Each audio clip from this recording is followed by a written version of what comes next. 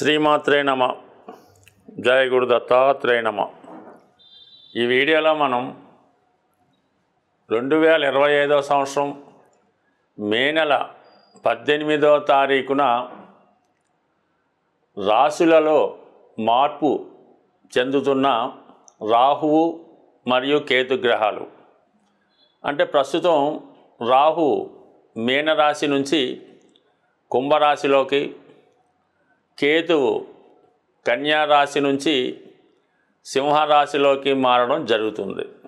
ఇప్పుడు మనం వివిధ రాశుల వారి మీద రాబోయే 18 నెలల్లో కేతుగ్రహం ఎటువంటి ప్రభావాన్ని చూపడం జరుగుతూ ఉంది అన్న విషయాన్ని మనం ఈ వీడియోలో పరిశీలిద్దాం.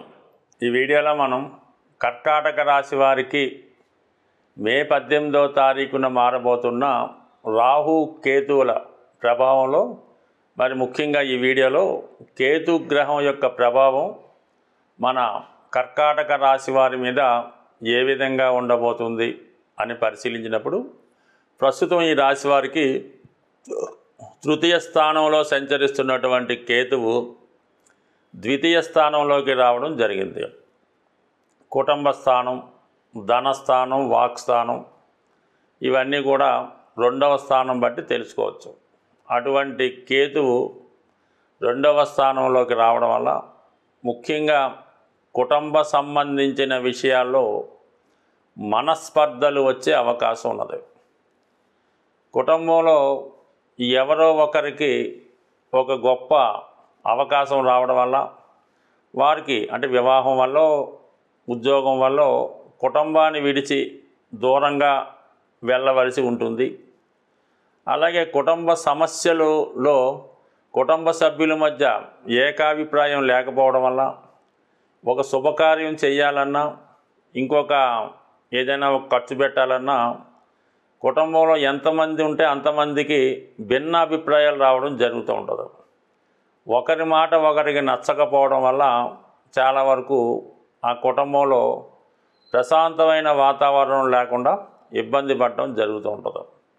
ముఖ్యంగా ఆ కుటుంబ యజమాని అంటే మీరు కర్కాటక రాశిలో ఒక గృహానికి, ఒక కుటుంబానికి యజమాని అయి ఉంటే మీరు మంచి చెప్పినా కూడా దాన్ని వారు చెడుగా అర్థం చేసుకొని మిమ్మల్ని ఏమీ తెలియని వ్యక్తిగా, చేతకాని వ్యక్తిగా జమ కట్టడం జరుగుతూ ఉంటుంది.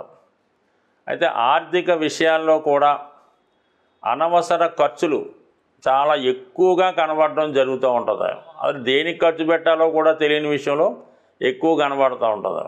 ఏ చిన్న పని వచ్చినా కూడా దానికి అనవసర ఖర్చు వల్ల ధనం యొక్క విలువ తెలియనట్టు ఖర్చు అవ్వడం జరుగుతూ ఉంటుంది. సో ఇది ఈ విధంగా జరుగుతుంటే మరి కుటుంబ సభ్యుల యొక్క ఆలోచన విధానంలో మార్పు రావడం వల్ల కుటుంబంలో ఎవరన్నా ఒకరు కుటుంబాన్ని విడిచి దూరంగా వెళ్ళడం కానీ, ఏదైనా ఒక కోర్సు నేర్చుకొని దాంట్లోకి వెళ్ళడం కానీ జరుగుతూ ఉంటుంది. ఇక దాని తర్వాత ఏమవుతుందంటే కొన్ని అపనిందలు రావడం జరుగుతూ ఉంటుంది. కొత్త వారి యొక్క అంటే మీ కుటుంబంతో సంబంధం లేని వ్యక్తులు మీ కుటుంబ విషయాల్లో కలగజేసుకోవడం వల్ల ఆ విషయంలో మరి కొన్ని అపోహలు, అపనిందలు రావడం జరుగుతూ ఉంటుంది. దానివల్ల జాతకుడు చాలా మనస్తాపానికి గురవడం జరుగుతూ ఉంటుంది. కొన్ని సందర్భాల్లో ఏదైనా ఒక బలహీనతకి లోనవడానికి కూడా కారణం అవుతూ ఉంటుంది. కొత్త కొత్త పరిచయాలు ఏర్పడుతూ ఉంటాయి. అలాగే అనుకోని అతిథులు మీ గృహాన్ని విజిట్ చేస్తూ ఉంటారు. ఎక్కడో దూరపు చుట్టాలు రావడం వల్ల వారికి ఏవో మర్యాదలు గిర్యాలు చేయడం, ఇవన్నీ చేసినా కూడా సరైనటువంటి సంతృప్తి లేకుండా ఏదో ఒక మాట పడవలసి రావడం, ఇవన్నీ జరుగుతూ ఉంటాయి. దాని తర్వాత ముఖ్యంగా కుటుంబంలో జరగాల్సినటువంటి వివాహ వేడుకలు, పుణ్య కార్యక్రమాలు లాంటివి ఏదో విధంగా వాయిదా పడడం జరుగుతూ ఉంటుంది. అలాగే ప్రాథమికంగా ఆరోగ్య విషయంలో ఈ కంటికి సంబంధించినటువంటివి లేదా మీకు టీత్ అంటే పళ్ళకు సంబంధించినటువంటి వ్యాధులు వచ్చే అవకాశం ఉంది. కొంతమందికి ఈ సమయంలో కంటికి ఏదైనా క్యాట్రాక్ట్ సర్జరీ కానీ, కళ్ళవి టెస్ట్ చేయించుకొని చూపు సరి చేసుకోవడం కానీ ఇలాంటి కార్యక్రమాలు కూడా చేపట్టడం జరుగుతూ ఉంటుంది. అసలే మీరు ఆర్థిక పరంగా సరిసమానంగా మీ జీవితం నడుస్తూ ఉంటే మీకు బాగా కావాల్సినటువంటి బంధువులు మీ దగ్గర ధనం అంటే రుణంగా తీసుకోవాలని ప్రెజర్ చేస్తూ ఉంటారు. అంటే వాళ్ళకి ఏదో అవసరం వచ్చింది, ఏదో వాళ్ళకి చదువుకో పెళ్ళికో మీ దగ్గర అప్పు తీసుకోవాలని తీవ్రంగా మీ మీద ఒత్తిడి చేస్తుంటారు. మీరు మొగమాటంకో వేరే కారణాల వల్ల చూద్దాం అంటుంటారు తప్ప మీకు అవకాశం అయితే ఉండదు. అలా కాకుండా మీరు ఇవ్వగలిగే సామర్థ్యం స్తోమత ఉంటే కంపల్సరీగా మీకు ఎవరైతే అప్పు అడుగుతున్నారో వారికి సహాయం చేయండి. లేని పక్షంలో అది నిర్మమాటంగా ముందుగానే చెప్పడం మంచిది.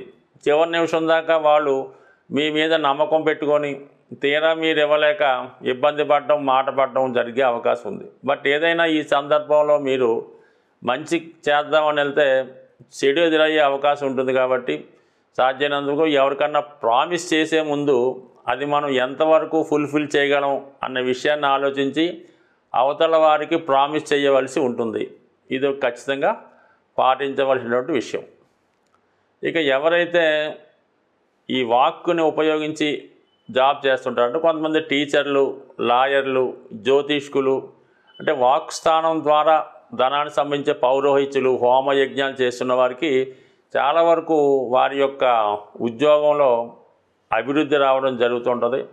అలాగే ధనం కూడా రావడం జరుగుతుంది. అంటే ఏదైనా ఆధ్యాత్మిక కార్యక్రమాల్లో పాల్గొంటున్నవారు, ఈ జ్యోతిష్ శాస్త్రవేత్తలు, అటువంటి వారికి ఈ కేతువు ధనస్థానంలో ఉండడం వల్ల ఎక్కువగా మీ మాటకు విలువ పెరుగుతూ ఉంటుంది, మీ ప్రసంగాలకు వాల్యూ పెరుగుతూ ఉంటుంది, మిమ్మల్ని వృత్తిపరంగా చాలా గౌరవం లభించే అవకాశం ఉంది. అలాగే ఈ సమయంలో మీరు ఒక హోమం చేసిన, ఒక పూజ చేసిన, ఒక మంత్రాన్ని చదివిన అవన్నీ కూడా భగవంతుని అనుగ్రహంతో అవతల వారికి పని జరుగుతూ ఉంటుంది, మీకు ఆర్థిక పరంగా అనుకూలంగా ఉంటుంది. కాబట్టి ఎవరైతే శాస్త్రాన్ని నమ్ముకున్నారో వాళ్ళకి అనుకూలంగా ఉంటుంది. ఒకవేళ మీరు వ్యక్తిగతంగా కాకపోయినా మీ కుటుంబంలో ఒకరికి ఇటువంటి అవకాశాలు రావడం జరుగుతూ ఉంటుంది. అలాగే ఈ సమయంలో కుటుంబ సమేతంగా ఏదైనా పుణ్య కార్యక్రమాల్లోనూ యజ్ఞ యాగాది హోమాల్లోనూ పాల్గొనడం జరుగుతూ ఉంటుంది. ఏదైనా ఎక్కువ దైవ కార్యక్రమాల్లో పాల్గొంటారు. ఎన్ని కార్యక్రమాలు చేసినా ఏం చేసినా కూడా కుటుంబంలో అప్పటికప్పుడే చాలా ఆనందంగా సంతోషంగా ఉంటారు. మళ్ళీ ఎంబటినే ఏదో గొడవపడి ఒక 10-15 రోజులు ఇబ్బందికరంగా ఉండడం జరుగుతూ ఉంటుంది. బట్ ఏదైనా జాతకుడికి ఒక విధమైనటువంటి అసహనం, వైరాగ్యం ఏర్పడే అవకాశం ఉంది. సాధారణంగా రాహు కేతువులు ఒక 180 డిగ్రీస్ యాంగిల్లో ఉంటూ రెండు ఒకేసారి రాశులు మారడం జరుగుతూ ఉంటుంది. అంటే ఇప్పుడు రాహు కేతువు 2 గ్రహాలు ఒకసారి మారినప్పటికి కూడా రాహు ఏ భావంలో ఉంటాడో ఆ భావం యొక్క ఫలితాల్ని ఎక్స్పాండ్ చేయడం జరుగుతూ ఉంటుంది. అయితే కేతువు ఏ భావంలో ఉంటే ఆ భావ ఫలితాలని తగ్గించడం జరుగుతూ ఉంటుంది. అంటే కేతువు జ్ఞానకారకుడు, వైరాగ్యకారకుడు, అలాగే బ్రహ్మచర్యానికి కారకుడు. ఏదైనా త్యాగానికి సిద్ధంగా ఉండే గ్రహం కేతు గ్రహం. కాబట్టి సాధారణంగా కేతువు హృదయంతో ఆలోచించడం జరుగుతూ ఉంటుంది. అంటే రాహు హెడ్, అందుకని రాహుకి ప్రపంచంలో అన్నీ తనకే కావాలని, సంపదంతా తన సొంతమే కావాలని, తను మాత్రమే బాగుండాలని రాహు ఆలోచన ఉంటుంది. రాహు అంటే కేవలం తల, అది ఆకాశం నుంచి భూమిలోకి, అంటే భూమిలో ఉన్నటువంటి తన దేహం కోసం చూస్తూ ఈ ప్రపంచంలో ఉన్నటువంటి కోరికలన్నీ తనకు కావాలని కోరుకుంటాడు రాహు. అందుకే రాహు ప్రభావం ఉన్నటువంటి జాతకులు అనేక అనైతిక అక్రమ మార్గాల ద్వారా ధనాన్ని సంపాదించడం జరుగుతూ ఉంటుంది. మరి కేతు అలా కాదు. కేతు కేవలం మొండె భాగం మాత్రమే, అంటే తల లేకుండా కేవలం మొండెం మాత్రమే ఉంటుంది. మరి కేతువు ఆకాశం వంక చూడటం వల్ల జ్ఞానకారకుడు, వైరాగ్యకారకుడు అవుతూ ఉంటాడు. ఏ కోరిక, ఏ వ్యామోహం ఉండదు. మరి అందరూ బాగుండాలి, అందరూ క్షేమంగా ఉండాలి అన్నటువంటి ఆలోచనతో రాహు కేతు ఉండడం జరుగుతుంది. దాని తర్వాత ఏంటంటే కేతువు ఏ భావంలో ఉంటే ఆ భావం మీద వ్యామోహాన్ని, కోరికని తగ్గించడం జరుగుతూ ఉంటుంది. మరి ఈ విధంగా ఈ రాహుకేతువులు మార్పు చెందడం వల్ల మరి వివిధ రాశుల వారి మీద కేతువు యొక్క ప్రభావం ఏ విధంగా ఉంటుంది అన్నది పరిశీలిద్దాం. సాధారణంగా కేతువు విఘ్నేశ్వరుడు యొక్క ప్రతిరూపంగా చెప్పడం జరుగుతూ ఉంటుంది. అందువలన ఈ కేతువు ఏ రాశిలో ఉంటే ఆ రాశికి సంబంధించిన ఫలితాలు మనకు కావాలంటే ఎక్కువగా విఘ్నేశ్వరుడిని ఆరాధించడం వల్ల, అలాగే కొత్త విషయాలు తెలుసుకోవాలన్నా, మనలో ఉన్నటువంటి జ్ఞానాన్ని పెంచుకోవాలన్నా, విజ్ఞాన సంపద పెరగాలన్నా కేతువు యొక్క ఆశీస్సులు తప్పగా ఉండవలసిందే. అయితే రాహు కేతువు రెండు ఎదురెదురు రాశుల్లో ఉండడం వల్ల కంపల్సరిగా వీళ్ళిద్దరి ప్రభావం కలిపే వివిధ రాశుల మీద రావడం జరుగుతుంటుంది. ఆ కారణం వల్ల ఏంటంటే ఎక్కువగా రాహు డామినేట్ చేస్తున్నప్పుడు కూడా కొన్ని సందర్భాల్లో కేతువు కూడా తన ఫలితాన్ని ఇస్తూ జాతకుడిని మోక్షం వైపు నడిపించే ప్రయత్నం చేస్తూ ఉంటాడు. మరి ఇప్పుడు మనం మిగతా రాశుల వారికి ఈ మే నెల 18వ తారీఖున మార్పు చెందినటువంటి ఈ రాహుకేతువులు ఏ విధమైన ప్రభావం చూపుతారో వివరంగా తెలుసుకునే ప్రయత్నం చేద్దాం. కేతుగ్రహం మనకి సంపూర్ణంగా సహకరించాలంటే మరి విఘ్నేశ్వరుడి యొక్క ఆరాధన వల్ల మనకి కేతువు సంతృప్తి చెందడం జరుగుతూ ఉంటుంది. అందుకని కంపల్సరిగా ఈ కేతువు పెట్టినటువంటి ఇబ్బందులు నుంచి, అంటే కేతువు ఇబ్బందులే ఉంది, ఏ పని ప్రారంభించినా మధ్యలో ఆగుతుంటుంది. మనం ఒక ప్రయత్నం కోసం వెళ్తే వేరే ప్రయత్నం జరుగుతూ ఉంటుంది. విద్యార్థులకి చదువు మీద ఆసక్తి తగ్గి మిగతా విషయాల మీద ఆసక్తి వెళ్తుంది. బట్ ఏదైనా కంపల్సరిగా కేతుగ్రహం అంటే విఘ్నేశ్వరుడు యొక్క ఆరాధన, సంకటనాశన గణేష్ స్తోత్రం చదువుకోవడం, సంకష్టహర చతుర్థి రోజు కంపల్సరిగా ఉపవాసం ఉండి విధి విధానంగా మరి ఉదయం పూట ఏదన్నా గణపతి హోమం జరుగుతుంటే అందులో పాల్గొనడం, ప్రదోష వేళ సాయంకాలం అభిషేకంలో పాల్గొనడం వల్ల చక్కగా ఈ యొక్క విఘ్నేశ్వరుడు యొక్క అనుగ్రహంతో కేతుగ్రహ అనుగ్రహం లభిస్తుంది. సింపుల్గా ఏంటంటే ఆదివారం కానీ మంగళవారం కానీ ఎండు ఖర్జూరం అన్నది ఒక 7 ఎండు ఖర్జూరాలు, అలాగే ఒక చిల్లర నాణం 10 రూపాయలదో 20 రూపాయల నాణ్యం తీసుకొని మరి అలాగే ఒక 7 మంది సాధువులకి, అక్కడ అంటే సాధువులు అంటే మామూలుగా అక్కడ టెంపుల్ దగ్గర ఉన్నటువంటి ఈ కాషాయ రంగు ధరించిన వాళ్ళకి ఒక 7గురికి డొనేట్ చేయడం వల్ల మనకి కేతుగ్రహ అనుగ్రహం లభిస్తుంది.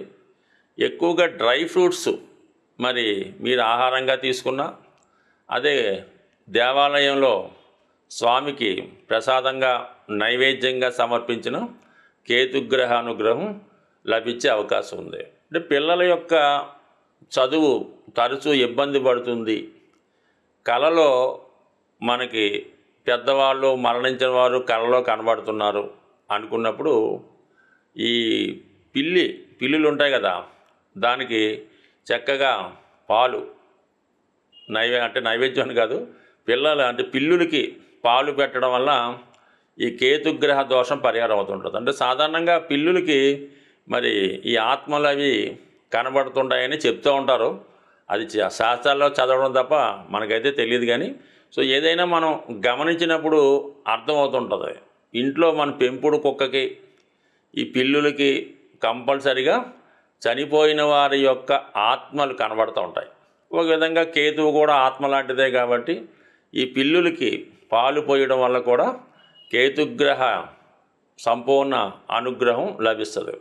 ఇంకా మీకు మరీ ఇబ్బందులుగా ఉంది, అసలు పిల్లవాడు ఏం మాట పట్టించుకోవట్లేదు, ఏమీ కుటుంబ విషయాలు ఏమీ పట్టించుకోవడం లేదు, చాలా వైరాగ్యంగా ఉన్నాడు, ఏదో పిచ్చి పట్టినట్టు దెయ్యం పట్టినట్టు తిరుగుతున్నాడు, జుత్తు అంతా పెంచుకున్నాడు, బట్టలు మార్చుకోవటం లేదు, స్నానం చేయడం లేదు అనుకున్న వాడిని ఏదైనా అంటే ఈ శ్రీశైలం తిరుపతి లాంటిలో కొన్ని ఆశ్రమాలు ఉంటాయి, ఋషుల యొక్క ఆశ్రమాలు అవి ఉంటుంటాయి, అందులో చేర్పించి కొన్నాళ్ళ పాటు అక్కడ సేవ చేసుకునే విధంగా పెట్టడం కానీ, లేదనుకుంటే కొంతగా బాగుంటే మీ దగ్గరలో ఉన్నటువంటి దేవాలయం పొద్దున్నే ఎర్లీ మార్నింగ్ 4 గంటలు లేచి పరిశుభ్రంగా దాన్ని శుభ్రం చేసి వచ్చిన భక్తులకి సేవ చేయడం ద్వారా కూడా కేతుగ్రహ అనుగ్రహం సంపూర్ణంగా లభిస్తుంది. అలాగే మరి ది బెస్ట్ రెమెడీ అంటే బ్రహ్మముహూర్తంలో లేచి విష్ణు సహస్ర అంటే బ్రహ్మముహూర్తంలో వేసి శుభ్రంగా కాలకృత్యాలు తీర్చుకున్న తర్వాత విష్ణు సహస్రనామాన్ని పారాయణ చేయడం వల్ల సమస్త దోషాలు తొలగే అవకాశం ఉంటుంది.